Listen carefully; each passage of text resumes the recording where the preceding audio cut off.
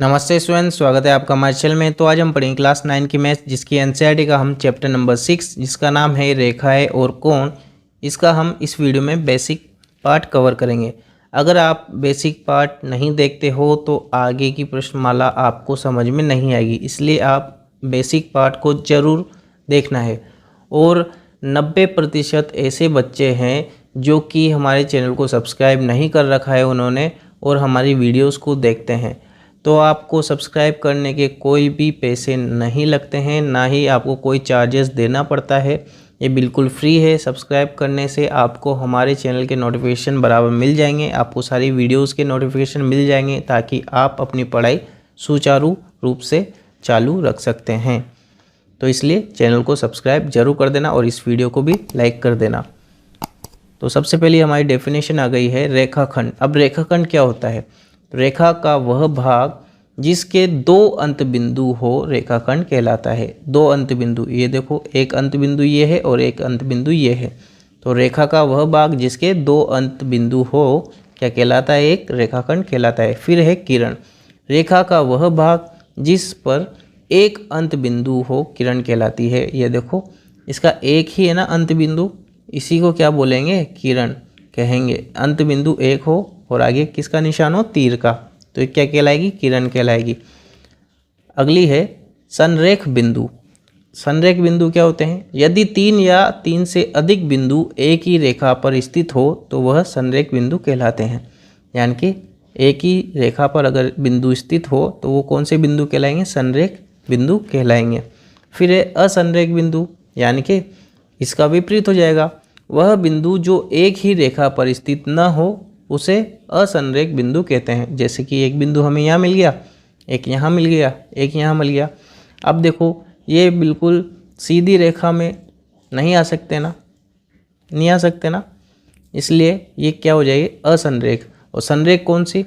जो एक ही रेखा पर स्थित हो, बिल्कुल सीधी, ठीक है, तो वो कौन से बिंदु कहलाएंगे? संरेख। और जो नहीं हो वो असंरेख कहलाएंगे।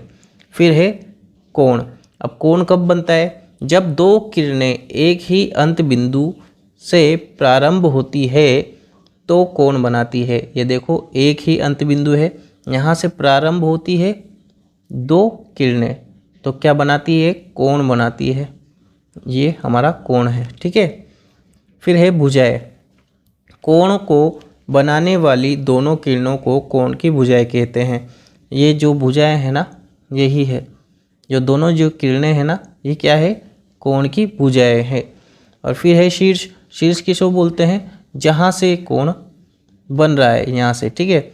उभयनिष्ठ अंत बिंदु कोण का शीर्ष कहलाता है। उभयनिष्ठ, देखो यहाँ से ही दोनों जो इसकी किरणें हैं वो जा रही है ना, तो यही क्या होगा? उभयनिष्ठ बिंदु है, और इसी को क्या बोलते हैं? शीर्ष बोलते हैं।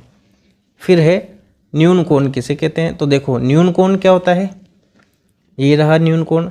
इसका माप क्या होता है? ये हमेशा 0 डिग्री से तो बड़ा होता है और 90 डिग्री से छोटा होता है। तो ये क्या कहलाएगा? न्यून कोण कहलाएगा। 0 डिग्री से बड़ा और 90 डिग्री से छोटा। समकोण। समकोण हमेशा 90 डिग्री का होता है। कितने डिग्री का? 90 डिग्री का। फिर है अधिक कोण। अधिक कोण 90 डिग्री से बड़ा होता है और 180 डिग्री से छोटा होता है, ठीक है। तो ये बहुत इंपॉर्टेंट चीज़ें हैं, ये आपको याद होनी चाहिए। फिर है ऋजु कोण। ऋजु कोण हमेशा 180 डिग्री का होता है, ठीक है। ये ऋजु कोण का चित्र है। फिर है प्रतिवर्ती कोण। प्रतिवर्ती कोण हमेशा क्या होता है? 180 डिग्री से तो बड़ा होता है और 360 डिग्री से छोटा होता है। ये देखो, इस कौन से कोण है? ये है प्रतिवर्ती कोण है। फिर है पूरक कोण। पूरक कोण क्या होते हैं? यदि दो कोणों का योग एक समकोण के बराबर हो तो वो पूरक कोण कहलाता है। यानी कि दोनों कोणों को अगर हम जोड़ेंगे तो एक समकोण यानी कि 90 डिग्री के बराबर हो। कोण x और कोण y को अगर हम जोड़ेंगे तो 90 डिग्री आएगा, और 90 डिग्री आ गया तो ये कौन सा कोण कहलाएगा? पूरक कोण कहलाएगा। फिर है समपूरक कोण। यदि दो कोणों का योग 180 डिग्री होता है तो उन्हें समपूरक कोण कहते हैं। देखो, इन दोनों को अगर हम जोड़ेंगे, कोण P और कोण Q को, तो 180 डिग्री आएगा और 180 डिग्री आएगा, इसका मतलब ये कौन से कोण हो गए? समपूरक कोण हो गए हैं। फिर है आसन्न कोण। आसन्न कोण क्या होते हैं? देखते हैं।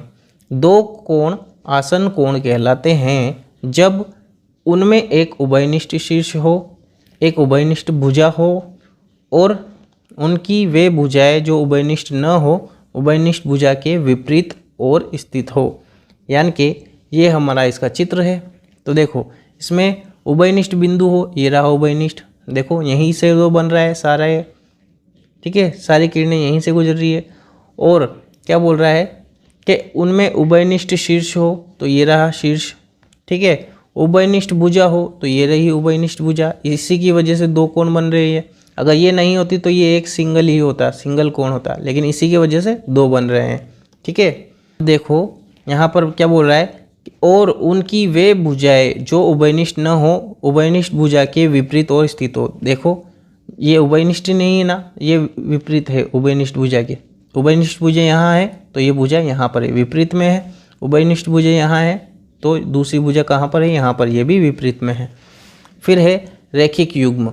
रैखिक युग्म क्या होता है, जब हम दोनों कोणों को जोड़ेंगे ए और बी को तो हमें एक रेखा मिलनी चाहिए। रेखा का मतलब होता है 180 डिग्री इसका मान आना चाहिए, और अगर 180 डिग्री का मान आ गया है इसका मतलब ये एक क्या हो जाएगी, रेखा हो जाएगी।